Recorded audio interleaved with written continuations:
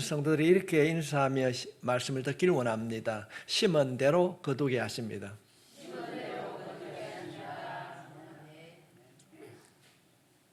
심은 대로 거두게 하신 하나님께서 우리가 기쁨과 사랑을 심고 힘들고 어려워도 할 수 있다고 하는 믿음으로 심게 되면 반드시 이루어질 줄 믿습니다. 백성들이 너무 낙심했어요. 안 된다, 불가능하다. 그런데 하나님께서 그들의 그 생각을 고쳐주기 위하여서 데리고 갑니다. 에스겔을 데리고 갑니다. 어디로 데리고 가니까 눈에 보이는 게 전부 다 해골이었어요. 불가능해 보였습니다. 하나님이 함께 하실 때에 해골도 마른 뼈도 생기가 들어가서 살아난 줄 믿습니다. 우리가 볼 때 우리의 극동교회 모습이 지금 현재 그렇게 부족하다 할지라도 우리가 믿음으로 나아가게 되면 놀라운 역사가 일어나게 될 줄 믿습니다. 일어나게 될 줄 믿습니다. 이건 아멘도 힘있게 한번 해보십시오. 뭐 섣달에 주간 것도 안 무는 것처럼 그렇게 하면 안 됩니다. 믿음으로 붙잡고 선포하게 되면 놀라운 역사가 일어나게 될 줄 믿습니다. 하나님께서는 오늘 본문에 있는 말씀을 통하여서 너희가 인생을 살아갈 때, 신앙생활을 할 때 이 세 가지는 꼭 기억했으면 좋겠다. 기억했으면 좋겠다. 오늘 주보의 말씀에 보면은 제목이 뭐로 기록되어 있습니까? 기억해야 하는 세 가지. 다 기록할 수 없지만은 우리가 꼭 기억해야 할 세 가지. 그런데 지면상 기억해야 할 세 가지 그렇습니다. 우리가 인생을 살아가면서 능력 있는 신앙생활, 힘있고 기쁨이 가득한 신앙생활을 하기 위해서 우리가 무엇을 기억해야 되는가? 먼저 기도해야 된다는 사실을 꼭 기억할 수 있기를 바랍니다. 기도해야 됩니다.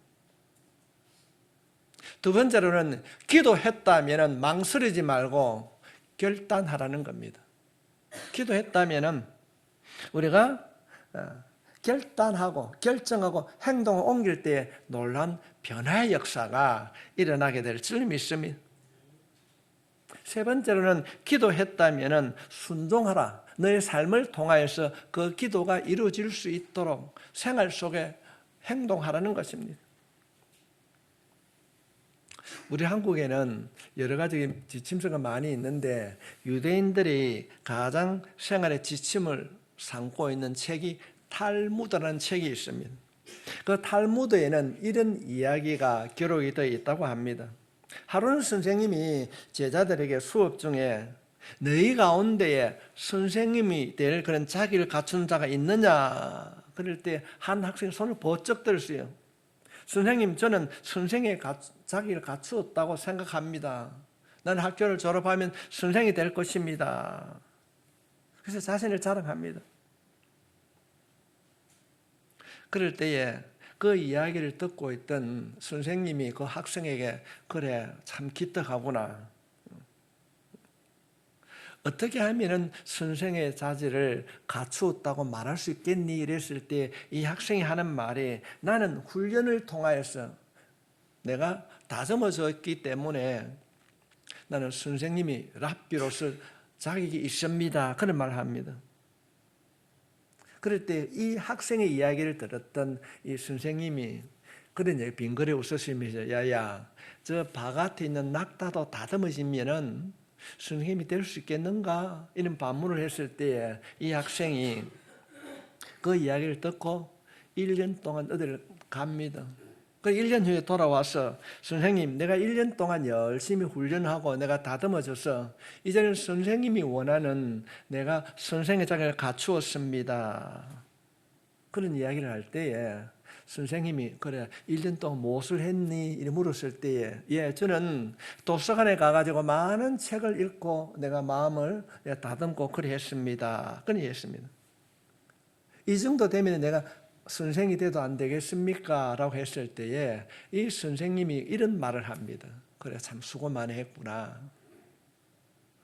도서관에서 많은 지식을 습득했지만은 랍비의 자기를 갖춘 것이 아니라 사서 도서관을 정리하고 책을 정리하는 사람을 사서라고 하면은 사서의 자격을 갖추었지 선생의 자격을 갖추지 못했다. 이런 내용이 탈무드에 기록이 되어 있다는 것입니다. 지금 탈무드가 오늘 우리들에게 주는 교훈이 무엇이겠습니까? 본질을 잃어버리고 형식적인 것을 아무리 갖추어도 그 사람이 삶이 변화될 수 없다는 것입니다. 종종 많은 성도들이 헷갈리는 것은 내가 교회 열심히 봉사했으니까 내가 예수 잘 믿는 사람이라고 착각할 수 있습니다. 나는 헌금을 많이 하고 성경 공부를 내가 많이 하고 성경 지식이 다른 사람보다 많으므로 나는 하나님을 많이 안다. 내가 예수를 잘 믿는다. 물론 봉사도 많이 하고 성경 지식이 많은 것은 매우 중요합니다. 그러나 이런 것들이 전부가 아닙니다. 우리는 보편적으로 교회라고 하면 사람들이 예배를 드리는 곳으로 생각합니다. 그러나 교회는 본질에서 교회가 해야 할 일들이 있습니다. 그래서 예수님께서는 자신의 사역이 많아질 때 혼자 감당할 수 없어서 12명의 자신의 일들을 도와줄 제자들을 부르시는 이야기가 있습니다. 저는 오늘 이 본문의 말씀을 통하여서 교회가 어떻게 구성되어야 하고 그 구성원들이 어떤 일을 해야 되는가, 무엇을 기억하고 해야 되는가를 생각하고 은혜를 나누기를 원합니다. 먼저 13절 말씀을 보게 되면은 밝음에 그 제자를 부르사 그 중에서 12를 택하여 사도라 청하셨으니 12명의 제자들을 부르신 이야기가 나옵니다. 이들이 나중에 초대 교회를 이루고 역사적으로 중요한 인물이 됩니다. 그런데 하나님께서는 이 중요한 사람을 택하는데 예수님이 무엇을 하셨는가? 얼마나 그 중요한 일을 맡기는데 얼마나 중요한 사람들입니까? 그런데 주님께서는 이 제자들을 선택하기 이전에 무엇을 했는가? 저는 오늘 이 본문에 있는 말씀을 우리가 후임자를 선택해야 할 때에 무엇을 해야 되는가를 기도하는 가운데 이 본문의 말씀을 성령님께서 저 마음에 주셨기 때문에 이 말씀을 통해서 우리가 함께 이 말씀 전에 먼저 기도하고 주님의 합당한 교회로 거듭날 수 있길 바랍니다. 12절 말씀을 살펴보게 되면은 이때에 예수께서 기도하시러 산으로 가사 밤이 새도록 하나님께 기도하시고, 지금 12명의 제자를 선택하기 이전에 예수님께서 먼저 뭘 하셨다고 성경 가르치고 있습니까? 기도했다는 겁니다. 기도. 선택하기 전에 기도했다는 겁니다. 예수님이 제자들 사람을 선택할 때 이력서 받아놓고 학교 어디 나왔는지 인품이 어떻게 되었는지 적합한지를 보지 않았습니다. 한 사람 한 사람 불러서 심층 면접을 보지 않았습니다. 자신이 필요한 사람을 선택하지 않고 주님은 사람을 뽑기 전에 먼저 산에 올라가서 밤새도록 기도했습니다. 우리가 후임자를 선택할 때 어떤 사람을 선택하겠습니까? 어느 학교를 나왔는가, 출신이 어딘가를 보기 이전에 우리가 주님처럼 산에는 올라가지 못한다 할지라도 우리 재직들이 먼저 조를 짜서 기도할 수 있기를 바랍니다. 그럴 때에 합당한 후임자가 오게 될 줄 믿습니다. 여러분이 인생을 살아가면서 어떤 일을 결정할 때 무엇을 하기 이전에 먼저 기도하는 사람이 될 수 있기를 바랍니다. 오늘 아침에 제가 교회 나오기 전에 밥을 먹으면서 김준호 목사님의 설교를 잠시 듣는 가운데 이런 말씀을 하더라고요. 영이 껴있지 않는 한국교회, 영이 껴있지, 영이 무엇인지 모르는 성도들, 저 마음에 그 가슴에 와 탁 닿았어요. 주님은 그 중요한 사명을 맡기기 이전에, 사람을 선택하기 이전에, 이력서 보기 이전에 먼저 스스로 기도했습니다. 그렇게 중요한 일을 하시면서 예수님이 제일 먼저 한 것이 기도였습니다. 여러분, 그리스도인이 참된 예수군이 되기 위하면 먼저 해야 하는 일이 기도입니다. 교인이 되는 것도 중요한 것이 기도하는 것입니다. 교회가 교회다워지는 일은 기도하는 것입니다. 자신이 예수를 믿는다고 하면서도 기도하지 않는 사람은 엉터리입니다. 무늬만 교회 다니는 사람일 것입니다. 그래서 제가 제주도에 갔다 오면서 깨달은 바가 있어가지고 주일 예배를 드리기 전에 40분부터는 통성으로 기도하는 시간을 제가 심호하는 한 할 것입니다. 사랑하는 성도 여러분, 인생을 살아가면서 크고 작은 문제가 우리 앞에 있을 때에 여러분 그 문제를 붙잡고 기도하는 여러분이 될 수 있길 바랍니다. 우리 흔히 그런 얘기하지 않습니까? 우리의 작은 신음에도 응답해 주시는 그분은 여러분이 응답해 준 하나님인 줄 믿습니까? 삼촌이 아닙니다. 아저씨가 아닙니다. 여러분의 아버지신 줄 믿습니다. 우리의 기도를 응답해 주시고자 우리의 부족하고 연약한 부분을 채워주시기 위해서 하나님이신 그분이 친히 인간의 몸으로 이 땅에 오셨습니다. 우리의 친구가 되어주신 예수인 줄 믿습니다. 우리 인생을 살아가면서 중요한 문제를 결정할 때가 있습니다. 아니 지금까지 여러 결정을 하며 살아왔습니다. 여러분 스스로에게 한번 질문해 보십시오. 내가 인생을 살아오면서 어떤 문제를 결정할 때 내가 주님처럼 먼저 기도했는가? 아니면은 내 지식, 내 경험, 또 사람을 찾고 그 사람을 의지하고 그런 결정을 했는가? 우리는 오늘 이 말씀을 통하여서 우리 스스로를 돌아보고 영적 변화가 일어날 수 있길 바랍니다. 무엇을 하든지 어떤 환경이 내게 주어진다 할지라도 주님처럼 먼저 기도하는 사람이 되겠습니다라고 고백하며 결단할 수 있길 바랍니다. 많은 사람이 의견을 묻지 않았습니다. 그 전문가, 식견이 있는 사람을 찾아가지 않았습니다.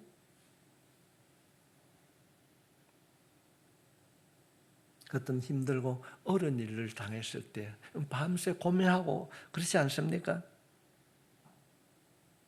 우리의 생각에는 좋은 사람을 선택하기 위하여서 여러 가지 방법으로 검증하고 골라서 선택하면 좋았을 것인데 우리 주님은 홀로 기도하셨습니다. 그 말은 하나님께서 이 선택의 기준에 하나님의 뜻대로 이루어달라고 주님을 신뢰하는 믿음이 포함되어 있는 겁니다.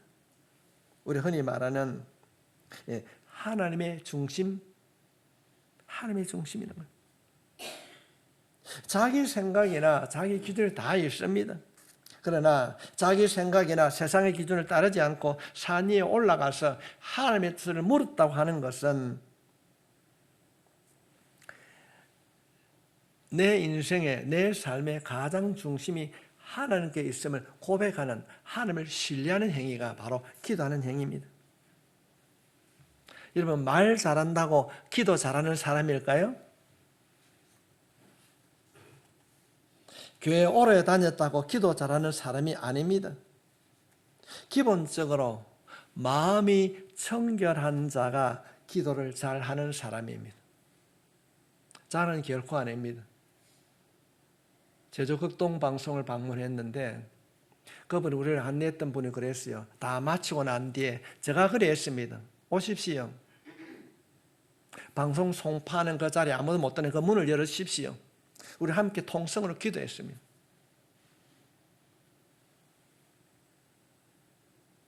여러분, 어떤 사람이 아멘 잘할까요? 겸손한 자가 아멘합니다. 겸손한 자가 아멘합니다. 사모하는 자가 아멘합니다. 오래 다녔다고 성경 지식 많이 안다고 겸손한 것이 아닙니다. 자신의 마음속에 나라고 하는 교만, 세속적인 가치관을 내려놓고 주님이 가셨던 그 길을 나도 가겠다고 하는 그런 겸손한 마음으로 우리가 예배를 드리고 기도한다면 기도의 문이 열리게 될 줄 믿습니다.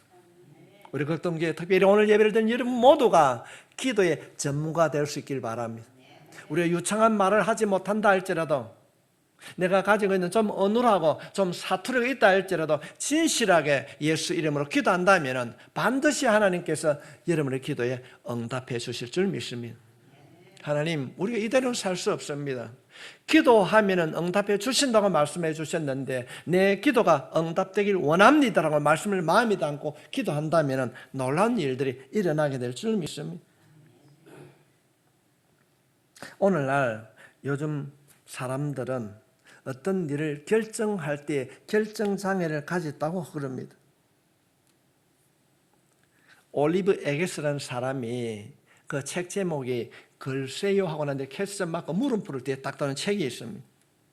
그것은 그 책에 보면은 요즘 젊은이들이 어떤 일을 결정하게 될 때에 yes, no로 얘기해야 되는데 그렇게 예, 아니요로 말하는 것이 아니라 글쎄요, 글쎄요. 결정하지 못한다는 것입니다. 왜 요즘 젊은이들이 이 결정장애를 가지고 있는가? 물론 아날로그 시대에서 디지털 시대로, 요즘은 어떤 시대로요? AI 시대로 나오면서 모든 것이 풍족해졌습니다. 자기 자신의 가치관이 없기 때문에 핸드폰을 들고 물어봅니다. 꼭 누르고 이것이 맞나 안 맞나 어떻게 해야 될까 묻습니다. 자기 결정권을 상실한 시대를 우리가 살아가고 있습니다. 뿐만 아닙니다. 부모들이 자녀들 너무 가행보하다 보니까 자신이 결정하는 것이 아무것도 없습니다. 먹는 것도 엄마가 너 이거 먹어. 이거 먹지 마.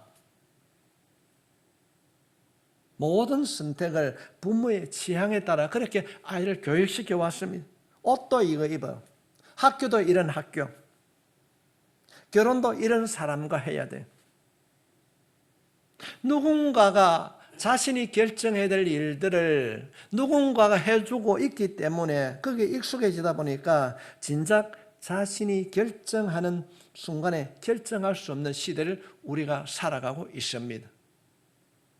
특별히 요즘은 AI가 많은 일들을 결정하고 있습니다.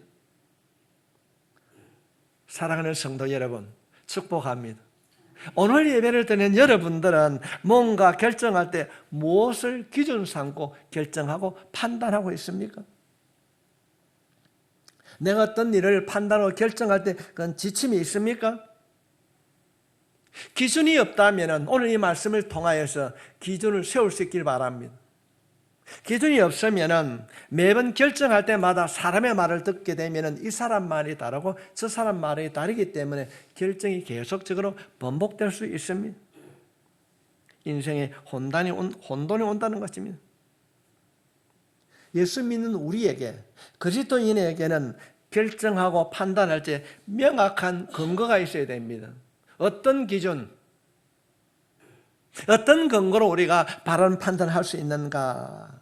그 기준은 한번 따라 합시다. 하나님 앞에 기도하는 것입니다. 기도하는 거예요. 기도하면은 반드시, 정말 반드시 하나님 응답해 주십니다. 하나님, 내가 이런 결정을 해야 되는데 어찌해야 됩니까? 아니, 목사가 설교할 때 그래 응답해 주신다는데 주님 말씀 붙잡고 기도합니다. 어떤 결정을 해야 됩니까? 어떤 길을 가야 됩니까? 라고 묻는다면 들으시는 하나님께서 응답해 주실 줄 믿습니다. 우리가 믿는 하나님은요, 살아계신 하나님이시거든요. 듣고 계신 하나님이시거든요. 보고 계신 하나님이에요. 바른 판단과 결정을 위해서는 여러분 기도할 수 있길 바랍니다.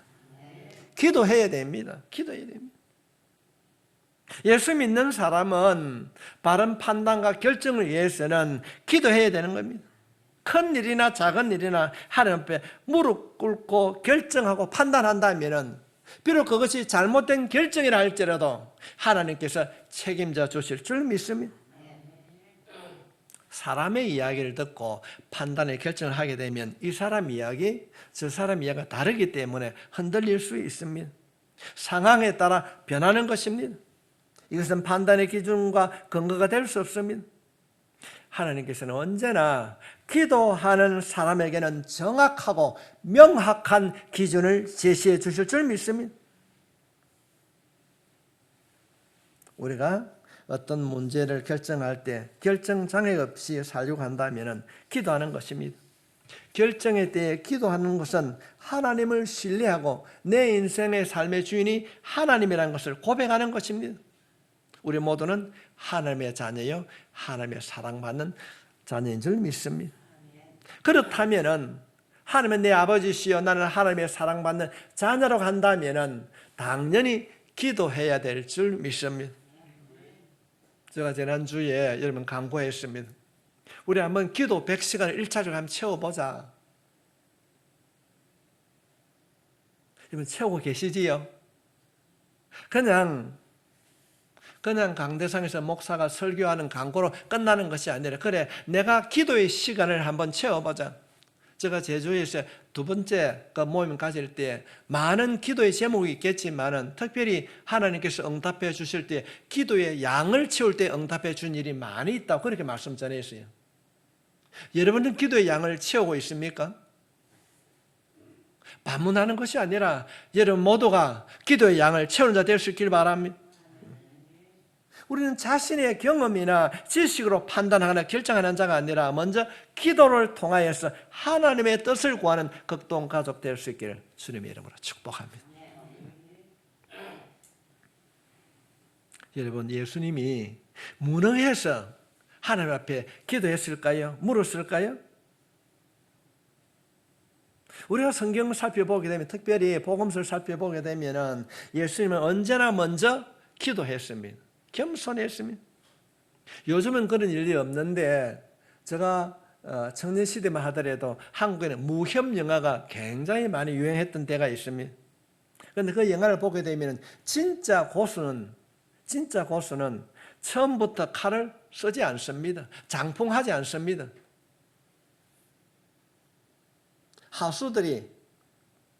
하수들이 뭐 장풍을 하고 칼을 뽑고 하는데 진짜 고수는 마지막에 장풍을 쓰고 있습니다.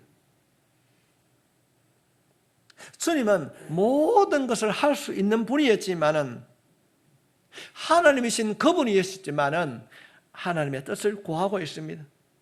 이 모습이 기도하는 이 주님의 모습이 우리의 생활 속에 경험되어지고 실천되어질 수 있기를 바랍니다. 하나님이 우리 주인이라고 한다면 우리가 입술로 주여 한 말은 주님이 내 주인이란 말이지 않습니까? 주님이 우리의 삶의 주인이라고 한다면 우리는 항상 하나님 앞에 무릎 꿇고 기도하는 사람이 되어야 될 줄 믿습니다. 예수님이 이 모습을 우리에게 보여주고 있는 것입니다. 자신이 결정하지 않고 하나님께 기도하여 묻는 이 겸손함을 우리가 본받아야 될 줄 믿습니다. 무엇을 하든지 기도합시다. 예수님이 제자를 부르시기 전에 성경 말씀을 보게 되면 많은 기적을 행하였습니다. 물로 포도주로 만들었고 소경을 눈뜨기도 했습니다. 그때 예수님께서 야 너희들 가운데에 내 제자가 되는 사람 손 들어봐라 그러면 엄청 많이 왔을 거예요. 성경 말씀에 보면 무리가 예수님을 따랐더라 그렇게 말하고 있습니다. 성경 말씀으로 우리가 살펴보게 되면은 주님께서 선택한 제자들은 탁월한 사람이 아니었습니다. 진짜로 세상적으로 바라보게 되면은 문제가 많은 사람이었습니다. 당시 주님의 인기는 말로 표현할 수 없었어요. 병자들 고침받고 물고기 2마리가 보리떡 5개로 5,000명이 먹고도 남는 그런 기적이 일어나는데 그분이 제자를 삼겠다고 하면 얼마나 많은 사람이 자원했을까요? 성경을 살펴보게 되면 12명의 제자를 선발하는데 수도권 예루살렘에 있는 사람이 없습니다. 대부분 제자들은 갈릴리 사람, 변방의 사람들이었습니다. 당시에 갈릴리는 예루살렘과는 달리 변방이었습니다. 사람들이 기억하기 어려운 촌동네였습니다. 왜 주님은 시골 사람을 선택했는가? 만약에 이력서를 가지고 학벌로 선택을 했다면 12명은 전부 다 예수님에서 탈락한 사람들이었을 것입니다. 이것이 우리에게 보여주는 것이 무엇입니까? 주님께서 사용하신 주님의 도구로 쓰임받는 사람은 세상의 기준이 아니라 하나님의 기준대로 쓰임받게 된다는 것입니다. 학력이 화려하고 똑똑하고 그런 삶을 선택했지만은 주님께서는 배우지 못하였고 가난한 시골 사람, 주님이 주시는 말씀을 마음에 담고 담은 대로 순종할 수 있는 사람을 주님께서는 제자로 사용하셨습니다. 그래서 성경은 하나님께서 제자를 부르실 때 외모를 보시지 않고 내면을 보고 선택했습니다. 오늘 예배를 드리는 우리 모두가 하나님의 쓰시는 주님의 도구로 쓰임받길 원합니다.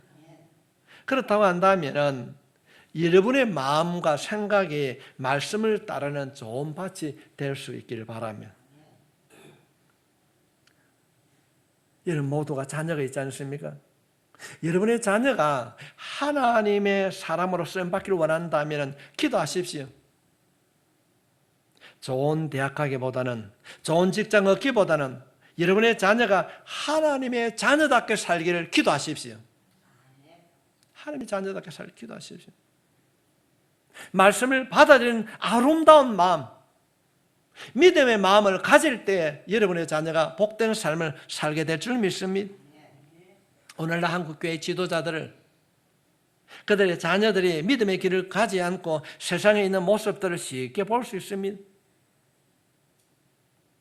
부모의 기도를 통하여서 그들의 마음이 하나님 보시기에 정직한 자녀들은 분명 다음 세대에 하나님께서 복을 주실 줄 믿습니다. 여러분의 믿음을 통하여서 부모의 믿음을 본받는 그런 가정, 그런 자녀가 될 수 있기를 주의 이름으로 축복합니다. 심은 대로 거두게 해주신 하나님, 내 자녀가 인류 대학을 못 가고 내 자녀가 인류 회사를 못 간다 할지라도 그가 있는 그곳에서 예수 믿는 사람답게 살아가게 된다면 반드시 하나님께서 지켜주실 줄 믿습니다. 왜 교회가, 왜 믿는 자녀들이 왜 곁길로 가게 되는가? 부모의 사고가 자녀들에게 강조하는 것이 무엇입니까? 항상 예수는 2번입니다. 믿음 생활 항상 2번에 가 있습니다. 주님이 이렇게 말합니다. 그때 여론에 많은 사람들이 예수님이 최고 아닙니까? 병진다고 고침받았고 배고픈 자에 배불리 먹여줬습니다. 주님께서 제자를 부르십니다. 가다가 세리입니다. 세관 공무원입니다. 요즘 말하면 직장이 좋은 사람입니다. 야, 니 내 따라와. 그래서 세리는 어떻게 합니까? 그냥 갑니다. 고기 잡는 어부에게도 베드로에게 야, 네 고기 잡는 어부가 아니라 사람을 낚는 어부가 되어야 되겠다 했을 때 그는 미련 두지 않고 주님을 따랐습니다. 이들에게는 자신도 생각하지 못한 일입니다. 아니, 소문으로 들었던 그 사람이 내 이름을 아는 거예요. 야, 따라오너라. 모든 것을 포기하고 따라갔습니다. 이들이 세리나 베드로가 야고보나 요한이 부르심을 받았을 때에 망설임 없이 적극적으로 따라갔습니다. 주님의 부르심에 자기 생각으로 계산하지 않았습니다. 베드로는 그물을 버려두고 주님을 따랐습니다. 세리도 마찬가지입니다. 부르심을 받았을 때 모든 것을 포기하고 따르는 이 믿음의 순종이 여러분의 생활 속에도 경험되어질 수 있길 바랍니다. 위대한 신앙인들은 결단력이 있었습니다. 미루지 아니했습니다. 적극적으로 순종했습니다. 이들이 그 순종을 통하여서 마가의 다락방에 함께 모여 기도할 때에 성령의 불같은 역사, 바람 같은 역사를 체험하게 되었습니다. 이후에 그들은 성령의 인도하심을 따라 살아갔습니다. 하나님이 사용하신 기준은 우리의 생각과는 다릅니다. 우리의 기준에 부족해 보여도 하나님이 사용하시면 달라지는 것입니다. 교회를 세상적으로 보면 안 되는 것입니다. 주님의 시선으로, 주님의 마음으로 바라봐야 될 줄 믿습니다. 저는 사람이 어찌 교회 지도자가 되었나? 참 똑똑한 사람도 많은데 극동교회는 젊은 사람도 없나? 성도 여러분, 교회는 세상의 기준이 안 됩니다. 세상의 기준으로는 나이가 들고 볼 것이 없지만은, 자랑할 것이 없지만은 주님의 일하심에 기도하며 순종의 길을 걸어가게 될 때 하나님께서 힘 주실 줄 믿습니다. 그럴 때 은혜로운 공동체가 되는 것입니다. 우리 흑동교회가 그런 교회가 되기를 축복합니다. 오늘 교회는 많은 유혹에 노출되어 있습니다. 지식이 있어야 하고 재정적으로 능력이 있어야 장로가 되고 권사가 된다고 생각합니다. 그러나 본문은 우리들에게 말씀하고 있습니다. 기준이 주님 보시기입니다. 주님 보시기에. 주님 보시기에 기도하는 사람이 여러분이 되시길 정말로 주님의 이름으로 축복합니다. 우리들은 왠지 가룟 유다를 생각하게 되면 불편합니다. 그 예수님을 팔아버린 나쁜 사람, 배신자, 그런 생각을 하게 됩니다. 저는 가보지 아니했지만은 미국 워싱턴에 가면은 성공회 국립 대성당에 있다고 합니다. 그 대성당 통로에 12제자의 조각상이 있다고 합니다. 그런데 가룟 유다의 자리에는 조각상이 없다고 합니다. 왜 그럴까요? 우리가 12제자를 살펴보게 되면 요즘 생각으로 하면은요, 가장 스펙이 좋은 사람이 가룟 유다였습니다.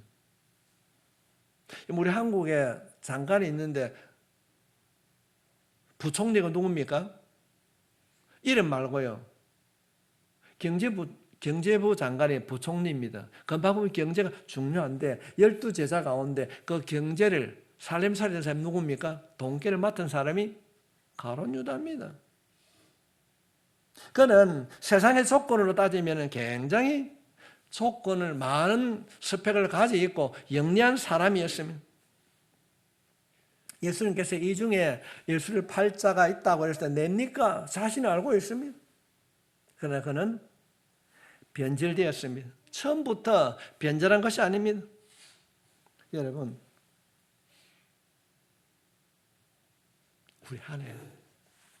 우리 안에 가룟 유다와 같은 모습은 없습니까? 한때는 주님의 은혜를 받고 내가 주님 뜻대로 살겠습니다. 주님 말씀대로 순종의 삶을 살겠습니다. 그런데 시간이 지나다 보니까 어느 순간 예배가 습관화되고 믿음의 정체성을 잃어버리고 삶의 구별됨이 사라지고 있다면 우리가 변질되었다는 겁니다. 가룟 유다가 처음부터 변질된 것이 아니었습니다. 그 말씀을 듣고 주님과 함께 하면서도 변화되지 않고 변질되었기 때문에 예수님을 팔아버린 유다가 되었습니다. 오늘 예배를 듣는 우리 모두는 변질해서 변화되는 성도가 될 수 있기를 바랍니다. 부부가 처음 만났을 때 어떻습니까? 맨날 봐도 좋아요. 어제 봐도 좋고 오늘 봐도 좋고 너무나 좋았습니다. 그런데 언제부터인지 그렇게 좋고 사랑스러웠던 남편의 아내가 조금은 변질이 되었습니다. 성도 여러분, 처음으로 돌아갑시다. 첫사랑 회복해야 됩니다. 변질된 우리의 신앙이 처음으로 돌아갈 수 있길 바랍니다. 가룟 유다가 예수님을 은삼시에 팔아버리는 나쁜 놈이라고 생각하기 이전에 내 안에도 변질된 마음이 있다는 것을 깨닫고 다시 한번 십자가를 붙들고 믿음의 길을 걸어가는 우리 모두가 되어야 될 줄 믿습니다. 우리는 가룟 유다를 배반자라고 비판하지만은 우리 안에도 가룟 유다처럼 나쁜 성품을 가지고 있습니다. 첫사랑을 간직하지 못하고 오늘 이 자리에 앉아있지는 않습니까? 있다면 그것이 우리 모두의 가룟 유다의 모습일 것입니다. 오늘 우리가 이 말씀을 통하여서 또 한 가지 우리 기억해야 되는 일들이 무엇인가 하면은 지금 이 문제가 외부에서 일어난 것이 아닙니다. 외부에 일어난 것이 아닙니다. 내부에서 일어났습니다. 예수님을 팔아버린 이 가룟 유다가 외부 사람이 아닙니다. 제자 가운데서 문제를 만들었습니다. 뭘 우리에게 가르치고 있습니까? 우리 안에 문제가 있다는 것입니다. 우리는 세상을 바라보고 말하기 전에 교회 안에, 내 안에 문제가 없는지를 영적으로 살펴봐야 될 줄 믿습니다. 예수님을 판 사람이 이방인이 아니었어요. 바가 되는 사람이 아니고 제자들 가운데 일어났다고 한다면 문제가 내 안에 없는지 교회 안에 없는지 우리는 영적으로 살펴봐야 될 줄 믿습니다. 항상 우리는 외부에 문제가 있는 것이 아니라 내 안에 있음을 깨닫고 주님 앞에 무릎을 꿇어야 될 줄 믿습니다. 오늘 예배를 드린 여러분 모두가 영적으로 민감한 삶을 살아갈 수 있길 바라며 정말로 내가 첫사랑을 간직하고 있는지 주님이 가신 그 길을 내가 가고 있는지 아니면 반대 길을 가고 있는지 오늘 이 말씀을 통하여서 여러분의 마음과 생각이 수정되고 고침받고 변화될 수 있기를 주님의 이름으로 축복합니다. 가룟 유다만 나쁜 것이 아니라 누구도 나빠요? 다도 나쁜 거예요. 우리 젊은 집사님들은 한번 집에 가서 생각해 보십시오. 그렇게 첫사랑, 그렇게 보고 싶고 사랑했던 사람이 지금도 그 사랑을 간직하고 있는가? 없다면 회개하십시오. 하나님, 내가 첫사랑을 회복되길 원합니다라고 기도하면 반드시 회복시켜 주실 줄 믿습니다. 수정하고 또 수정하고 고침 받읍시다. 말씀을 정리합니다. 이들이 제자가 된 것은 완벽해서 된 것이 아닙니다. 조건이 탁월함이 있어서도 아닙니다. 주님의 부르심에 즉각적으로 순종했기 때문에 제자가 되었습니다. 그냥 목사가 강단에서 강고 말씀하고 그러니까 그냥 듣고 잃어버리지 마시고 내가 어떻게 하면 그 말씀을 순종할 것인가? 우리가 영적 변화를 가져오기 위하여서 내가 누군가에게 예수께로 인도하겠다고 태신자 카드를 하라고 제가 오늘까지 3주째 강구합니다. 한번 적어보는 거예요. 적어보고 반은 본인이 갖고 있고 반은 교회 내는 겁니다. 기도한 대로 이루어 주실 줄 믿습니다. 우리는 부족합니다. 그러나 우리가 주님 앞에 손 내미시면 우리 주님께서 우리 손 붙잡아 주실 줄 믿습니다. 베드로야, 세리마태야, 나를 따라오너라. 아니 주님 잠깐만요. 나 내일요. 내 1일부터요. 내 10일부터요. 미루지 아니했습니다. 그들의 말씀을 들었을 때 즉각적으로 순종했습니다. 언제나 주님께서 우리를 부르실 때 예라고 대답하는 여러분이 될 수 있길 바랍니다. 오늘 말씀을 통하여서 우리가 꼭 드려야 할 일들이 무엇인가 먼저 기도할 수 있길 바랍니다. 두 번째는 무엇이든지 기도하고 결정했다면 순종할 때 하나님께서 놀라운 역사가 우리 가운데 일어나게 될 줄 믿습니다. 오늘 이 말씀을 마음에 담고 우리가 이 일들을 살아갈 때 항상 승리하고 멋진 신앙생활을 하는 극동 가족 될 수 있길 주님의 이름으로 축복합니다.